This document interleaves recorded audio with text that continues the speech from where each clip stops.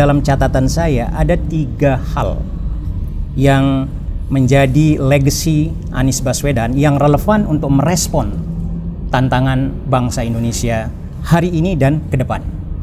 Yang pertama adalah soal gagasan, narasi, dan karya Anies.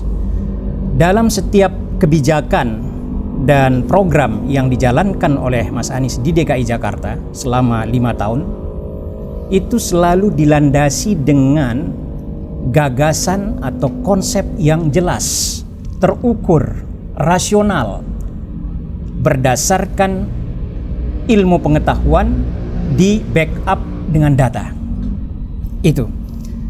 Dan itu menjadi sangat penting dalam konteks mengatasi persoalan yang sifatnya sistemik dan struktural di Indonesia. Nah, ini adalah legasi Anies secara permanen karena dia menyadari bahwa menjual Indonesia keluar bukan hanya dengan diplomasi, tapi juga menurut objek-objek yang berbicara. Objek-objek internasional yang ikut bernarasi mengenai bangsa ini gitu. Bahwa kita ini bukan bangsa yang lembek dan kita adalah bangsa yang menjadi bagian dari komunitas internasional. Pada pola kepemimpinan Anies itu menghubungkan antara problematik bangsa ini yang sangat akut yang belum disentuh, soal ketimpangan. Betul. Masalah ketimpangan ini masalah kedaulatan bangsa. Jadi kalau timpangnya terlalu tajam, bangsa itu selamanya akan lemah. Pemirsa, dari studio rooftop RD3 Channel, kami persembahkan talk show Selamat Malam Indonesia.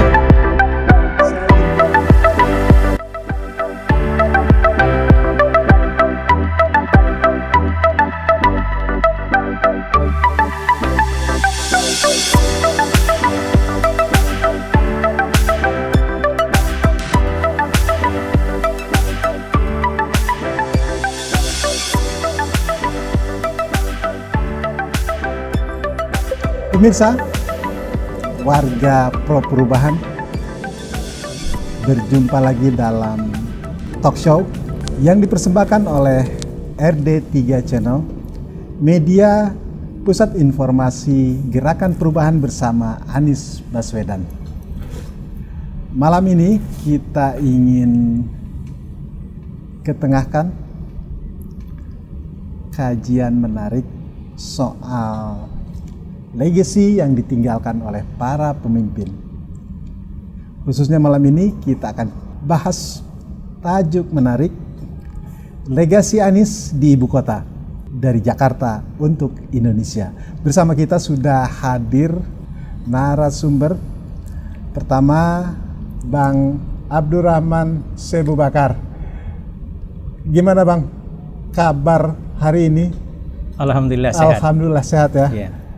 Berikutnya juga ada pengamat politik luar negeri andalan kita, Bang Smith Al-Hadar.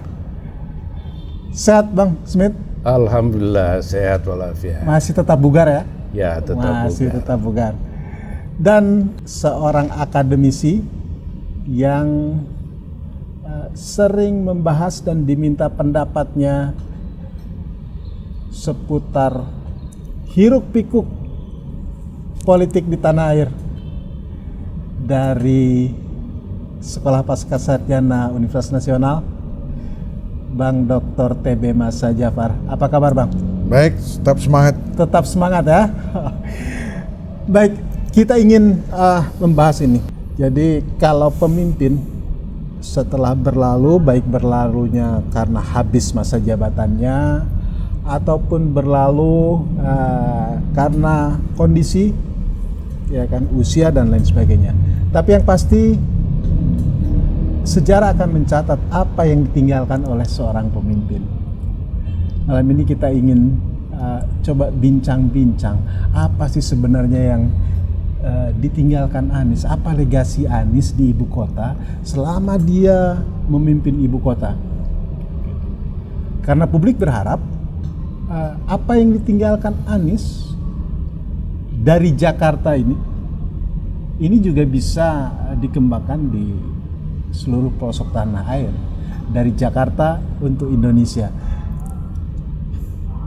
Bang Sebu, Anda punya catatan apa soal legasi Anies di ibu kota ini? Mas Anies ini telah banyak melakukan hal yang sangat baik, gemilang ya di DKI Jakarta selama 5 tahun memimpin ibu kota ya. Kita lihat misalnya Jakarta International Stadium, kemudian trotoar juga menjadi indah, nyaman, ya friendly kepada semua warga dari segala lapisan, dan banyak lagi yang lain yang sifatnya fisik.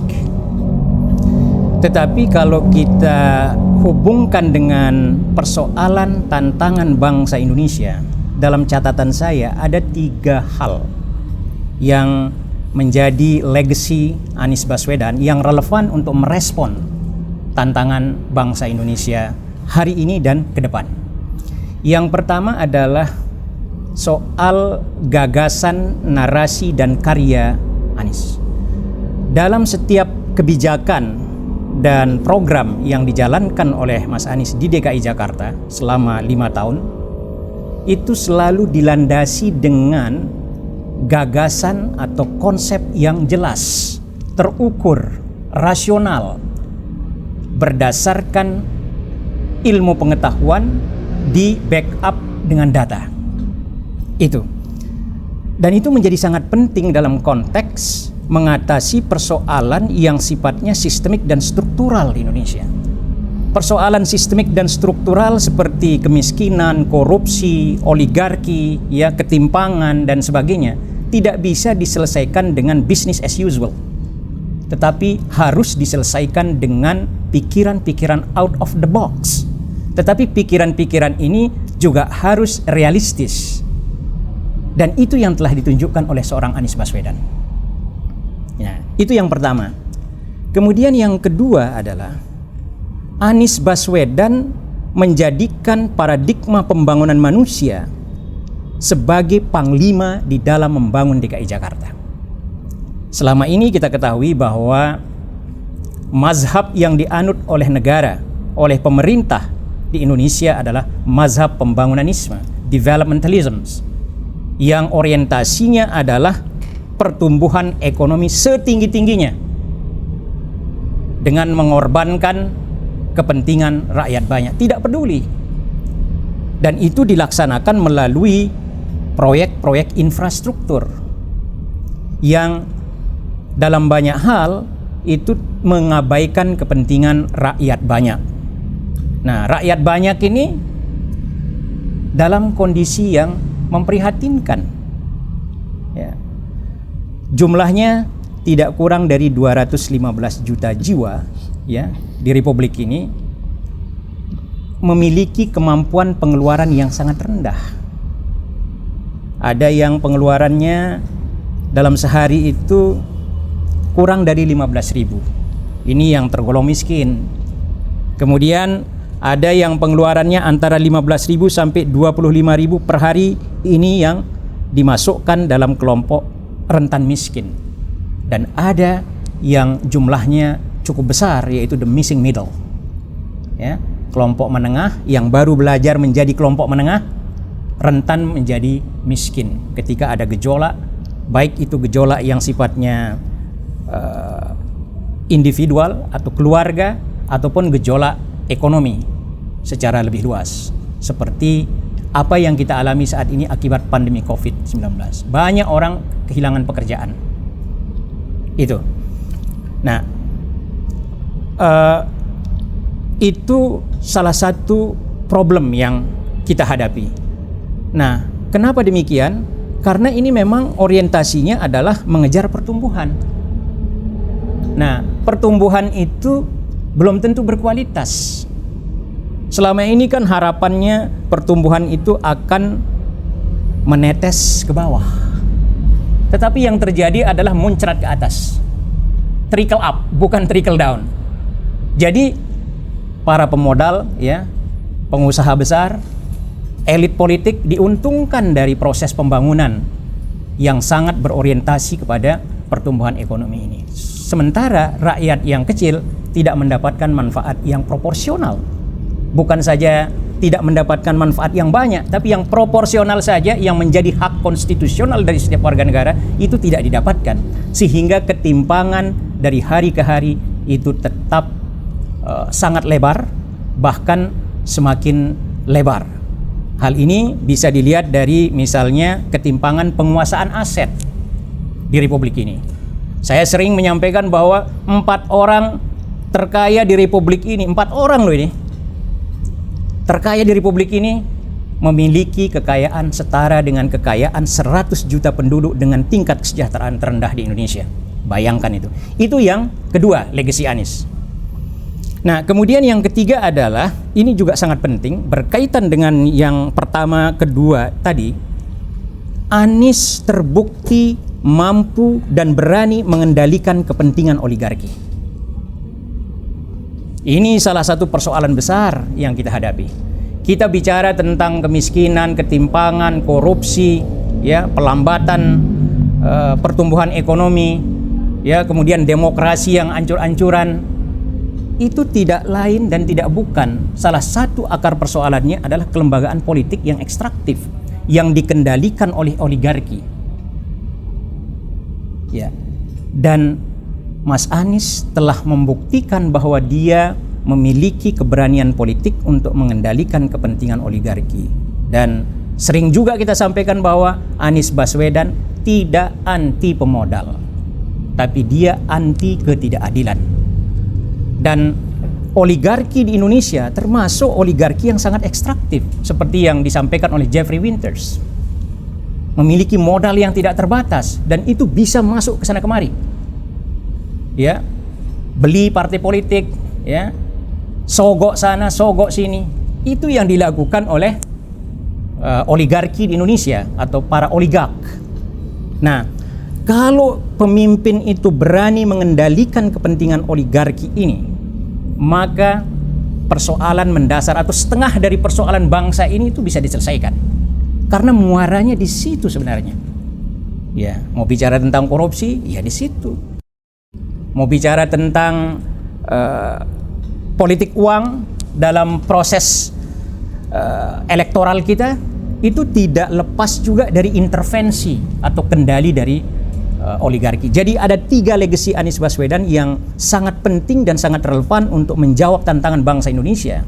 Seperti yang saya sampaikan tadi, yaitu pertama adalah keterpaduan antara gagasan, narasi, dan karya, ya, dalam pilihan kebijakan dan program. Kemudian yang kedua adalah Anies menjadikan pembangunan manusia yang menitik beratkan pada kepentingan rakyat banyak, yang memberdayakan masyarakat kecil, ya, yang melihat rakyat itu sebagai subjek pembangunan, bukan objek pembangunan. Dan yang ketiga adalah kemampuannya di dalam mengendalikan kepentingan oligarki. Oke, Bang Syefu. Ya. Bang Smith, kalau dalam konteks dalam kaitan politik hubungan luar negeri, karena Mas Anies ini kan seringkali masuk dalam kancah global, Mas diundang sebagai tokoh dalam forum-forum dunia. Kira-kira apa legasi yang ditinggalkan Anies dari posisi yang seperti itu? Iya, yang ditinggalkan Anies sebenarnya banyak sekali.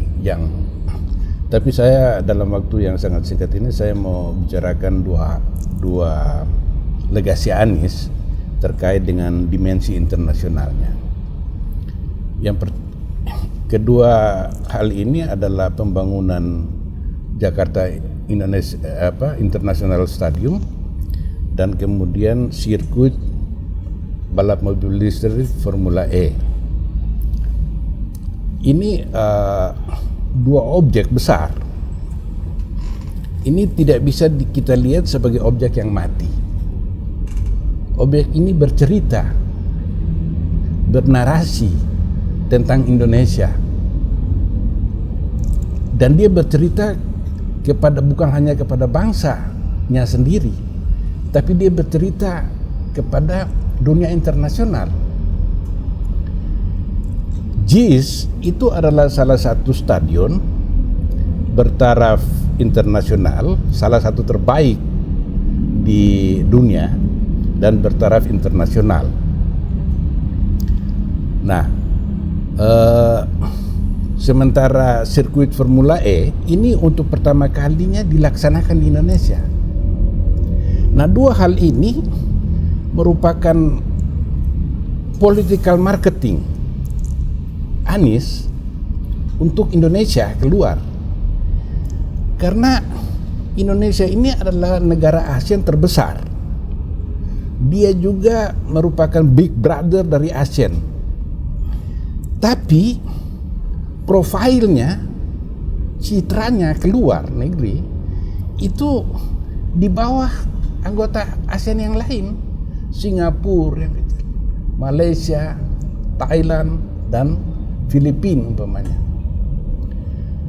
Karena itu Anies menyadari bahwa bagaimana kita bercerita kepada dunia tentang budaya kita, teknologi kita, dan jiwa dari kita ini. Maka dia buat JIS dan Formula E. Ini sama persis dengan apa yang dilakukan oleh Soekarno pada zaman itu. Anies orang kedua setelah Soekarno. Soekarno membangun Senayan. Kalau kita melihat kemampuan ekonomi pada waktu itu, tidak layak. Itu Senayan itu pada waktu itu Indonesia hampir bangkrut karena bangun. Tapi Soekarno melihat bukan materinya keuntungan yang akan diperoleh Indonesia. Karena pada waktu itu Indonesia akan menjadi tuan rumah untuk Pekan Olahraga Ganevo, Games of New Emerging Forces. Jadi pekan olahraga negara-negara Asia Afrika yang baru merdeka untuk menandingi Olimpiade pada waktu itu. Nah, Soekarno ingin Indonesia berwibawa. Kita ingin katakan kepada para tamu bahwa Indonesia sudah menguasai teknologi seperti ini. Dan dia juga bangun Sarinah ketika itu, untuk memungkinkan para tamu ini membeli oleh-oleh, belanja apa di Sarinah seperti itu. Nah, legasi ini itu sampai sekarang masih dirasakan manfaatnya. Dan JIS dan Formula E ini akan berkelanjutan. Ada berkelanjutan karena event-event olahraga internasional ini akan dilakukan di sini. Nah, sayangnya ketika Anies menyelenggarakan sepak bola internasional U18 di stadion itu dia tidak didukung oleh kekuatan di atas. Juga ketika Formula E dilaksanakan ketika itu. Karena apakah pemerintah tidak memahami dimensi internasional dari dua objek besar ini, atau kok memang ada usaha untuk tidak membuat event ini menjadi besar. Nah, sayangnya event yang begitu mahal dan besar itu tidak diamplifikasi sehingga tidak ada kebanggaan dari rakyat Indonesia.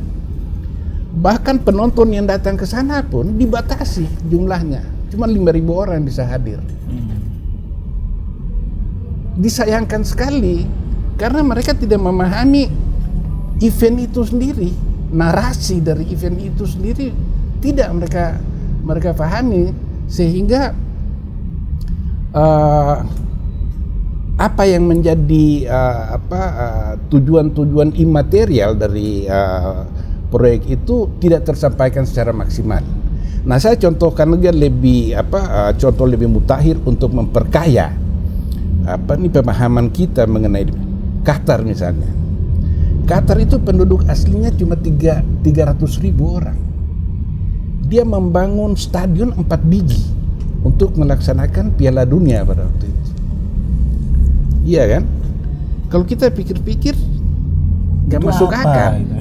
Setelah Piala Dunia selesai, mau diapain ini stadion seperti ini?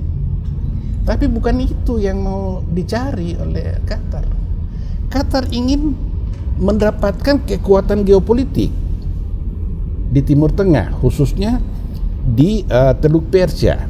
Kan kita tahu bahwa Qatar itu berada hampir persis di tengah Teluk Persia.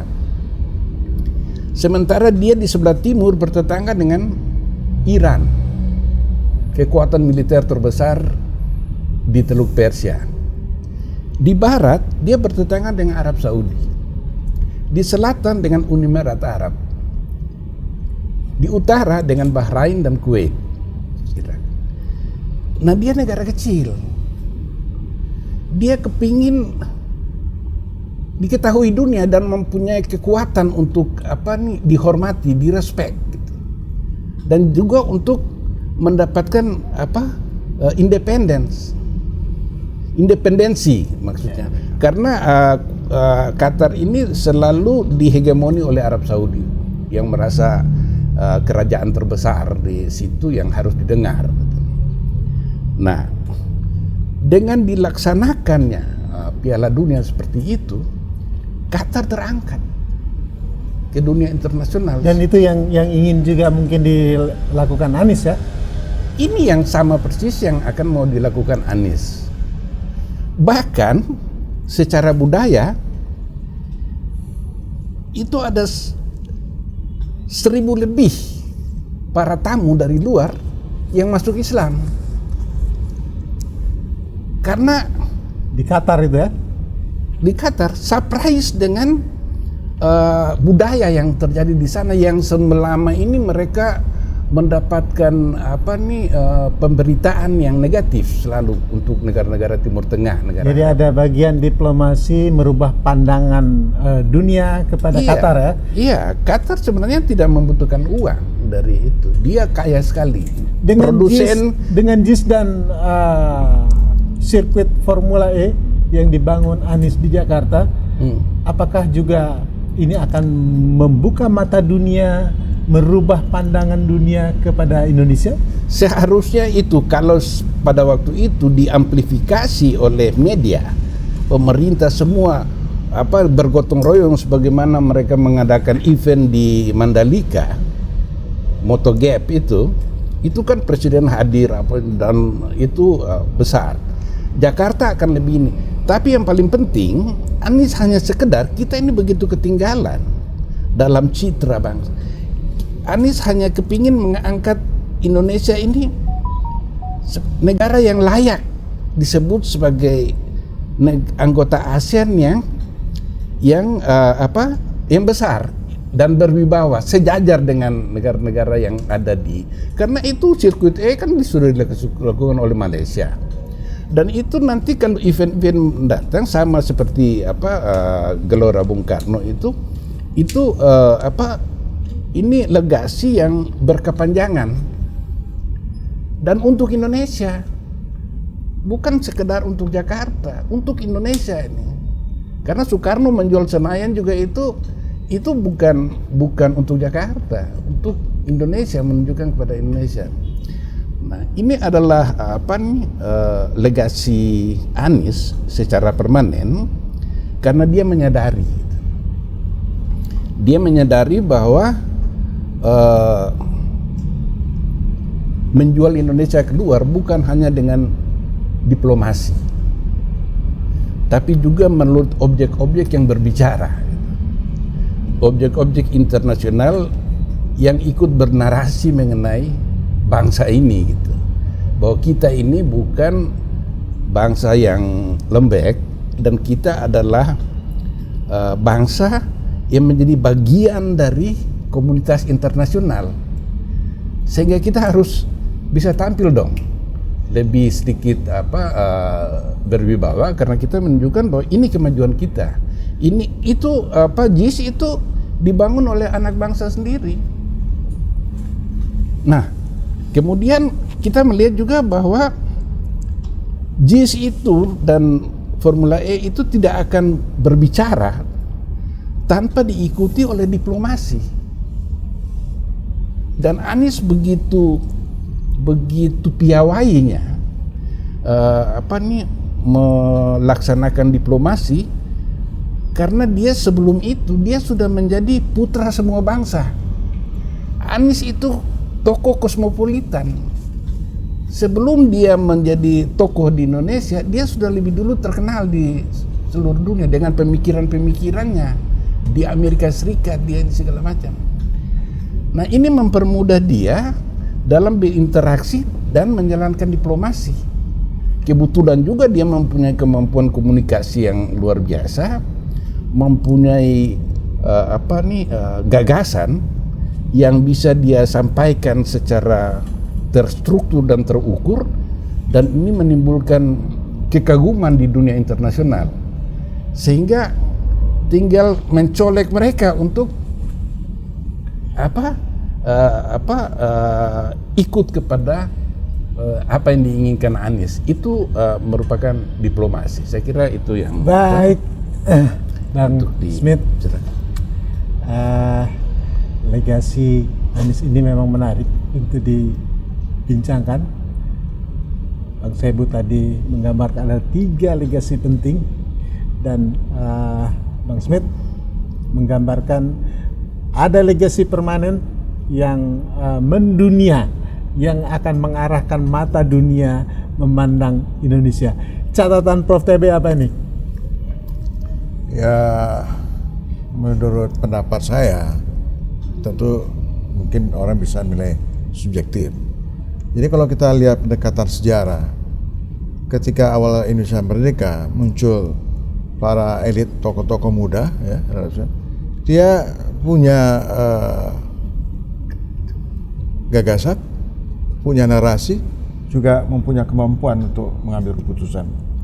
Itu tipologi elit politik, ya. Kalau kita lihat perjalanan berikutnya, itu tidak seperti yang pernah kita miliki, ya, para tokoh-tokoh pemimpin bangsa ini. Ya, kalau Pak Harto itu lebih itu tadi, orientasi pada pembangunan, isme, ya. Ya, kalau yang lain saya tidak jelas melihatnya. Itu yang pertama. Yang kedua, pada pola kepemimpinan Anies itu menghubungkan antara problematik bangsa ini yang sangat akut, yang belum disentuh, soal ketimpangan. Betul. Masalah ketimpangan ini masalah kedaulatan bangsa. Jadi kalau timpangnya terlalu tajam, bangsa itu selamanya akan lemah. Dan demokrasi juga akan tidak berkembang. Dan bangsa ini tidak ada harganya di dunia internasional. Nah, jadi kombinasi dari itu, maka Anies ini seorang tokoh yang memiliki political kompetensi yang semua itu ada pada diri Anies. Kemampuan, gagasan, dia ada ide-idenya yang sangat sangat mencerahkan. Ini sisi objektif pandangan seorang akademisi, ya? Oh iya, ya, saya kan belajar tentang tokoh-tokoh yang muncul setiap zaman itu, ya. Kan kita bisa mengatakan kita bisa ikuti jejak langkah seorang tokoh itu, apa isi kepalanya, apa isi gagasannya. Betul. Kalau kita tidak bisa mencari jejak itu, lalu apa, narasi apa yang bisa dikembangkan untuk dijelaskan kepada rakyat, kepada khalayak, kepada dunia tadi, ya. Jadi dia kemampuan narasi itu penting sekali. Pemimpin yang cerdas, dia punya gagasan, juga punya narasi. Itu pemimpin yang kelas dunia. Dan yang lebih penting adalah dia bisa mengambil satu keputusan, jadi konsisten gitu, ya. Nah, ini yang saya katakan, ini adalah sosok tokoh elit politik yang muncul. Saya kira timingnya tepat sekali. Dan ini kalau kita mau perbandingkan, ya orang hanya sibuk melihat bahwa seorang tokoh itu lebih pada pencitraan, nggak ada hubungannya terhadap persoalan problematik bangsa, ya kan? Ya sangat sangat sederhana, ya. Jadi orang kemudian, saya nggak tahu, mungkin ada kontribusi media membuat bangsa ini tidak pernah belajar pada pemimpinnya, begitu juga pemimpin mengajarkan kepada rakyatnya apa politik itu dari waktu ke waktu mesti rasional. Politik itu mesti mengedukasi. Politik pemimpin itu dia harus sampaikan ide-ide dia, ya kan? Kemudian yang lebih penting adalah dia juga mampu membangun komunikasi politik. Nah, saya lihat Anies itu dia sangat cair, tidak ada batas, dan ketika dia menghadapi protes besar-besarnya dia santai aja. Tidak ada mobilisasi kekuatan aparat keamanan atau apalah ya. Demo tandingan gitu. Untuk demo tandingan, artinya tidak memberikan respon yang sama. Nah, ini jarang. Kalau kita lihat gaya politik para politisi itu kan selalu begitu. Itu selalu merespon dengan cara-cara budaya tandingan. Kemudian juga membuat narasi-narasi yang tidak mengedukasi, ya. Kita tahu para buzzer, apa yang disampaikan buzzer menjatuhkan citra itu nggak mempan. Karena apa? Karena ini rakyat kan sebagian udah cerdas. Jadi sebenarnya mereka yang ciptakan narasi itu, mereka sebenarnya tidak cerdas. Jadi berpolitiknya masih udah ketinggalan zaman. Nah, jadi saya berharap Bung Hadi ya Pak Smith ya. Jadi ini kan banyak relawan. Nah, relawan ini adalah sebagai agent ya yang bisa mentransformasikan apa sih yang muncul dari gagasan Pak Anies. Tentu saja rekam jejak yang kemarin, beberapa kebijakan-kebijakan yang konkret, itu yang pertama. Yang kedua juga ini adalah pintu bagi para relawan, para rakyat menyampaikan apa sih yang mereka mau. Sederhana aja. Soal bagaimana berdagang yang nyaman, ada fasilitas, ada akses, dan mereka diberdayakan sehingga mereka dari kecil kemudian naik menjadi pengusaha menengah. Dan lapisan ini itu sangat menentukan. Kelompok menengah bawah, ekonomi menengah bawah ini belum disentuh. Ya, tadi waktu dialog. Sekarang kita bisa tanya berapa nilai, berapa biaya, berapa dana ya yang dirumuskan dalam kebijakan untuk memberdayakan menengah bawah. Kemudian kita bandingkan berapa alokasi distribusi anggaran, mau dari utang, mau dari APBN, mulai kepada kelompok-kelompok yang sudah established. Sangat tidak adil. Nah, oleh karena itu, satu yang saya lihat dari Bung Anies ini adalah dia selalu di dalam pidato-pidatonya itu memberikan pesan-pesan politik keadilan. Dan ini yang sebenarnya yang sudah lama hilang. Ya, jadi para pemimpin itu harus mampu mewujudkan keadilan. Nah, bagus. Jadi yang dilakukan itu adalah kelompok-kelompok yang terpinggirkan, kelompok-kelompok yang tidak diuntungkan oleh kebijakan ekonomi politik. Ini yang sebenarnya kewajiban seorang pemimpin ya yang harus diberdayakan gitu loh, diberikan tempat. Nah, satu hal lagi yang menarik. Anies ini dia berpotensi menjadi kekuatan elit alternatif untuk mengembalikan kedaulatan rakyat. Ya, ini sudah hilang gitu. Nah, sehingga nanti kita berharap, dan saya kira sosok Anies dia mampu karena literasi dia sangat kuat. Bagaimana mengelola negara ini? Ya, ada suatu keseimbangan kita lihat ya. Check and balances itu, saya kira dia lebih siap. Ya, saya membaca itu beberapa kebijakan-kebijakan yang dilakukan. Nah, kemudian yang lain yang menarik ya, Pak Abu Bakar, Pak Smith, yang menarik ini adalah Anies itu mampu menarik keputusan politik dengan public policy. Itu tidak semua orang. Itu tidak semua orang bisa. Misalnya kita lihat pada kasus penanganan COVID. Ini pemerintah pusat masih bingung membaca perusahaan. Dia udah cepat membaca problematik ya, apa sih masalah COVID, bagaimana menangani segala macam. itu karena dia di samping pernah belajar politik, juga dia seorang ahli dalam public policy. Jadi dia bisa jembatani gitu. Itu sangat jarang. Saya kebetulan mengamati juga soal politik dan public policy. Ya, jadi politiknya jago, tapi tidak bisa dibaca di dalam public policy-nya. Itu problem kita. Itu hampir semua kebijakan kita lihat. Banyak kebijakan-kebijakan, maaf ya tanda petik, ngawur. Ada anggaran, tapi anggaran itu tidak bisa ya atau tidak akuntabel. Tidak hanya pada penggunaan angka-angka, tetapi dan tak menyelesaikan masalah juga ya. akuntabel itu termasuk apa kegunaannya, langsung manfaatnya apa.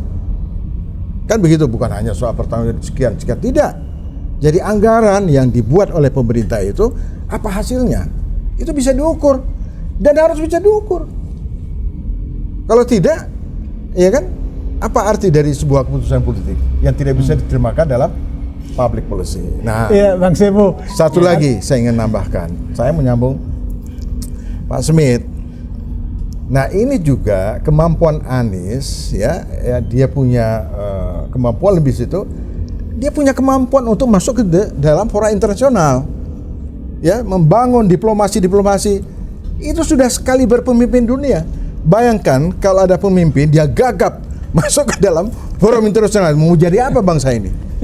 Ya, nah jadi kembali sebenarnya bagi Indonesia bukan hal baru. Tadi kan disebutkan kehebatan Soekarno, Saharil, Agus Salim, beberapa itu kan tokoh-tokoh kaliber dunia, termasuk Pak Harto. Terlepas ada apa ya, tapi Pak Harto itu dia dihitung, ya paling sekurang-kurangnya di ASEAN, sangat dihitung, ya, juga di dunia, ya kan begitu. Nah kita berharap pemimpin yang akan datang, ya, dia harus di samping punya kapasitas mengelola politik domestik, tapi dia juga pandai, ya, memanfaatkan dunia internasional. Karena kalau tidak, nggak ada gunanya Indonesia yang hebat secara geopolitik, geografis, kaya sekali, ya kan, sumber daya alamnya luar biasa, penduduknya banyak, tapi tidak pernah diperhitungkan negara lain. Buat apa? Nah, jadi rakyat ini harus dibuka wawasannya. Iya, Bang Sebo, Anda setuju dengan yang disampaikan oleh Prof. Tevil tadi? Ternyata ada legacy menarik yang ditinggalkan Anies, yaitu politik rasional. Anda setuju nggak bahwa Anies itu mulai mewariskan politik rasional ini? Bukan setuju, tapi sangat setuju. Itu salah satu legacy Anies ya, membangun fondasi politik yang rasional. Dan itu bisa dihubungkan dengan pilihan kebijakan. Nah, makanya saya sering menyampaikan bahwa Anies ini adalah a person of knowledge, leader of knowledge. Jadi pemimpin yang berbasis kepada ilmu pengetahuan. Nah, yang menarik adalah kemampuannya menerjemahkan ilmu pengetahuan itu dalam pilihan kebijakan. Jadi tidak ngawur gitu loh. Nah, karena public policy yang baik itu harus mencari keseimbangan antara politik, dimensi politik, kemudian evidence-nya ya secara administratif juga bisa dilaksanakan, kemudian partisipasi masyarakat. Nah, Anies bisa mengorkestrasi itu. Kemudian lahir pilihan kebijakan publik yang rasional, yang tepat untuk mengatasi berbagai persoalan yang kita hadapi. Salah satunya adalah kemiskinan. Kemudian pembangunan manusia yang selama ini di Indonesia itu pertumbuhannya stagnan. Kalau kita lihat DKI Jakarta, itu sudah setara dengan negara-negara maju tingkat pembangunan manusianya. Dan ini juga inline dengan upaya mengurangi kemiskinan. Kemiskinan di DKI itu sudah sangat rendah, di bawah 5%. Nah, kemiskinan itu secara teoretik dan berdasarkan bukti-bukti empirik di berbagai negara atau di sembarang tempat dalam bahasa saya, itu sangat sulit untuk diturunkan. Karena apa? Karena masyarakat sudah berada dalam kemiskinan kronis. Itulah kerak kemiskinan. Tidak hanya berkaitan dengan keterbatasan finansial, tapi juga soal akses ke pendidikan, ya, layanan kesehatan dan sebagainya. Nah, pada tahun 2019 tingkat kemiskinan DKI Jakarta itu turun sampai pada angka 3,42%. Itu luar biasa itu. Karena apa? Karena sekali lagi itu sudah sangat rendah gitu loh. Kalau kemiskinannya masih belasan persen, kemudian turun, wajar. Tapi bahkan ada ini yang belasan persen malah naik tingkat kemiskinannya, kan? Betapa buruknya itu. Sementara Anies ini kemiskinan itu sudah sangat rendah, bisa dia turunkan. Memang terjadi kenaikan sedikit karena pandemi COVID. Apalagi DKI Jakarta ini merupakan epicentrum dari COVID. Jadi memang kalau kita lihat sebelum COVID, kondisi kemiskinan itu tertangani dengan baik, ya. Kemudian juga pembangunan manusia, dan satu lagi yang sangat penting yang ingin saya garis bawahi, Anies mampu menunjukkan, ya, keseimbangan antara demokrasi, pertumbuhan ekonomi, ya, peningkatan kesejahteraan masyarakat dan pengurangan kemiskinan.